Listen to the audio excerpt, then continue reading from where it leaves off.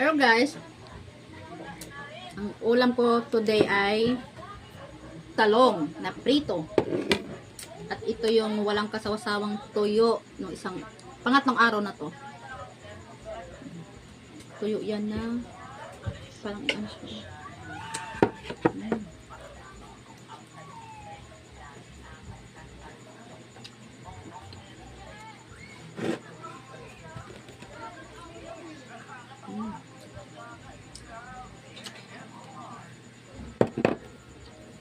Ayan.